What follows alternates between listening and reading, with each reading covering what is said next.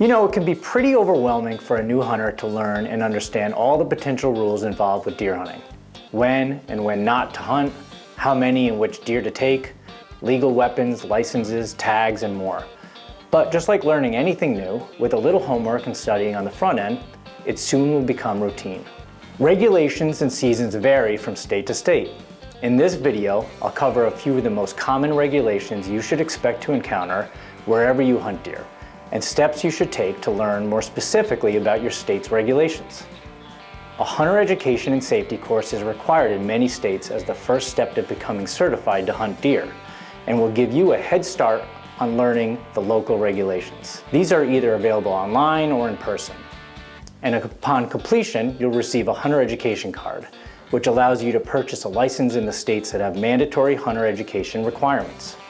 Visit your state agency's website to find out about the when and where these courses are available. Wildlife agencies are also responsible for the publication of rules and regulations regarding the taking of wildlife. These publications are typically in print and electronic form. Most outdoor retailers have print materials on hand, and digital versions are easily accessible online. Be aware, however, that game laws are subject to change yearly. Be certain to research game laws yourself, and don't solely rely on friends or family for accurate information. It's our responsibility to know the rules, because they're designed for our safety and for the conservation of wildlife that we all want to enjoy. Deer hunting regulations are enforced by wildlife conservation officers, also known historically as game wardens.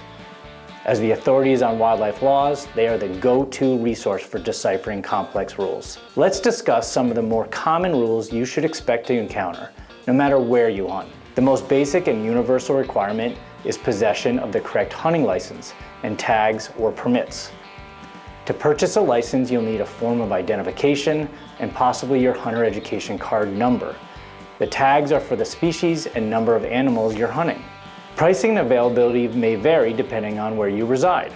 If you qualify as a resident hunter, licenses may not only be less expensive, but additional permits may also be available. As a non-resident, additional requirements may apply. It's required to carry your hunting license and tags at all times while hunting. This allows easy identification for a wildlife officer in compliance with tagging requirements.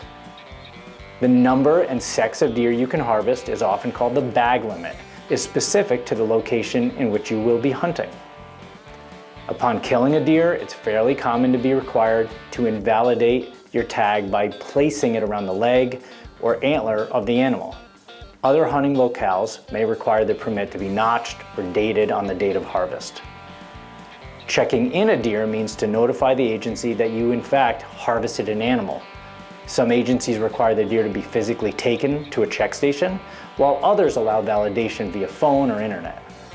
In states where neither is required, hunters are randomly selected to provide information post-season.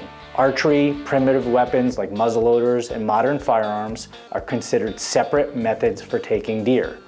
The size of a public hunt area or proximity to a community may raise safety concerns if rifles or shotguns are used, so archery or primitive weapons may be required. Fluorescent or hunter orange is a requirement for nearly all firearm deer seasons as a safety precaution. To ensure safety and proper identification of the target, hunters are restricted to only harvesting animals within daylight hours. Some areas allow that from 1/2 hour before sunrise to 1/2 hour after sunset, while others restrict harvest from sunrise to sunset. Because daylight length changes daily, legal hunting hours also change daily. In an effort to reduce the spread of wildlife diseases, many agencies have begun to regulate the movement of deer and deer parts. You may be required to debone or quarter your harvest before transporting across certain geographic boundaries. This allows you to enjoy the meat while restricting movement of high-risk, non-edible parts like the brain, eyes, and spleen that may aid in spreading disease. Study the local requirements well in advance of actually going hunting so that you can be sure to be in compliance and knowledgeable of all regulations when you go. The decision to shoot or not shoot an animal should be made long before you squeeze the trigger or release an arrow. Understanding the laws will help guide you in what you are permitted to harvest, but that doesn't always align with your personal goals. The father of wildlife management, Alva Leopold, wrote, Quote, ethical behavior is doing the right thing when no one else is watching, even when doing the wrong thing is legal, end quote. A good ethical guide to assist you is NDA's official code of conduct. By following these principles, you'll be better equipped to make those kinds of decisions. When it comes to hunting laws and regulations, most new hunters rely on family and friends for guidance. When that is not an option, organizations like the NDA are a tremendous resource for steering you in the right direction. Anytime you have a question or concern on your new journey to becoming a deer hunter, please reach out to us at deerassociation.com. We're here for you.